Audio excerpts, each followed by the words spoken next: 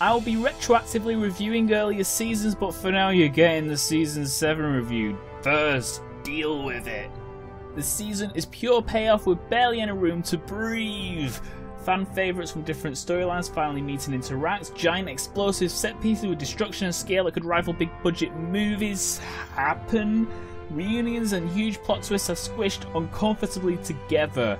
Every scene works in isolation, but the season as a whole sacrifices tension and build-up for a mad rush to deliver endgame stories. As for a ridiculous amount of suspension of disbelief, like, it's not even funny how flawed some of the plots in-universe logistics are. Characters practically teleport all over Westeros, displaying no sense or respect for, you know, the passage of time. It kind of annoyed me a little bit. From a writing standpoint, I get it. Showing travel is boring unless you show character interaction along the way. But yeah, there's no time for that. But the trade-off they're doing it for is, well, without spoiling it, it's everything we've waited for since the show began in Season 1. It's amazing. Just the production and the battles and cutting it to 7 episodes instead of 10 gives them a bigger budget to play with, but because of its bombastic white-knuckle nature, it feels like a completely different show. Compared to the slower, politically calculated drama it began as, this is pretty much Endgame Part 1.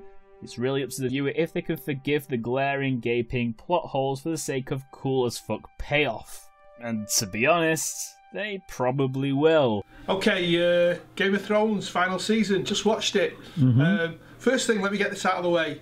On one level, I absolutely hate the Game of Thrones, simply because it's so good that everything else I watch pales into insignificance, and it's a little bit like chasing a dragon trying to watch a series that's as good as this, and it isn't going to be. I think the whole premise around Game of Thrones is set in the first series. So first series, Robert Baratheon dies, Ned Sharp dies, Ned Sharp. So what that means is that no character ever is safe, and I think that sets the series on a whole different plateau.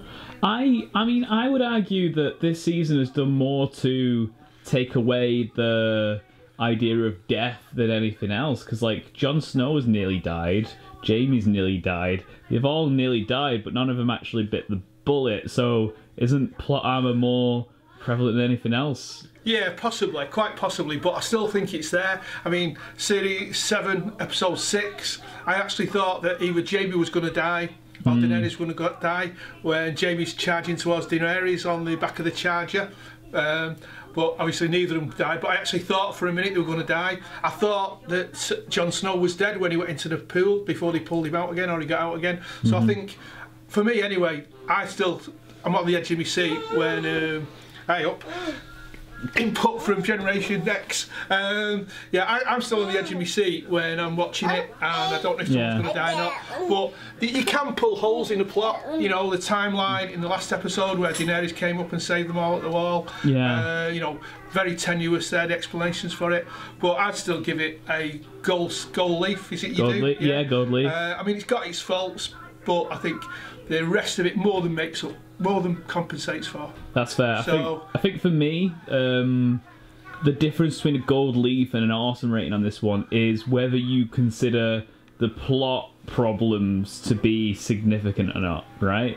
Yeah, but I think I mean, you think about it, it's got humour, it's got dialogue, it's got character interaction, it's got suspense, it's got action. The production's alone, absolutely amazing. The music's amazing, although you probably don't take a great deal of notice of that on the first watching because there's so much going on. Yeah, it's got its flaws, but you know, you name me a series that hasn't. The problem I'm having is that Gold Leaf is like my perfect rating, right? Or as least close to perfect as possible. But when you have such glaring issues, I don't know. Well, I think it overrides it, but it's fair. You could always go and watch Thomas the Tank Engine, and that wasn't scripted, by the way. Hey, that's some product placement right there. Yeah. Thomas is right behind you, by the way. Really? Oh God, yeah. He's staring at you. Okay, that'll do. That'll do. Right, smashing. We can talk spoilers in the comments, but for now, I'm giving this an awesome rating. But Jason, I thought you were gonna give it a good. I will see you later.